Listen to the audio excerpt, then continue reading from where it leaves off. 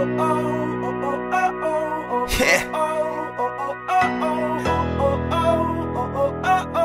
Simula na naman.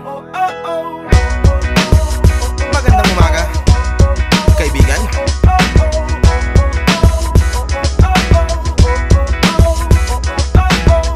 Eto na naman tayo bago simula. Huminga ng malalim, alisin ang kaba. Tapos na ang kahapon, pwede na yan itapon. Wag lang ang mga araw, dapat yan ang ibaon. Katulong mo sa panibagong hamon.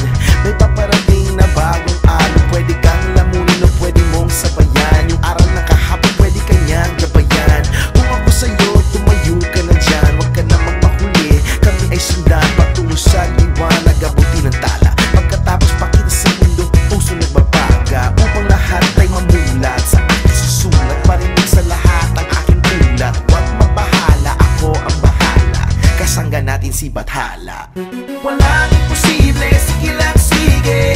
Abot mo ang mundo, malapit malayo. Sama-sama tayo hanggang sa dulo. Ano man ang pagsubok, isusuko. Alam ko kaya mo. Sige lang sige, sige lang sige.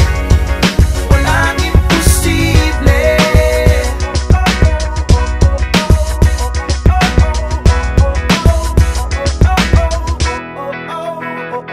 Nagniningning ang pangarap ng iyong pusong. Bakit po? Naniniwala ako na si Grace po ang siyang tunay na walang bahid ng korupsyon, malinis, galit sa tiwali, sinungaling at palpak.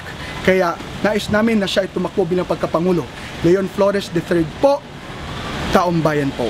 Ako po si Dino De Leon, isa po akong abogado. Naniniwala po kay Senadora Grace po kasi siya ay isang complete package. She has the intelligence, she has the track record, she has the competence, and most of all, she really desires to be in touch with the grassroots. Hindi po siya elitista at nakikisa po siya sa taong bayan. Muli, ako po si Dino De Leon, taong bayan po.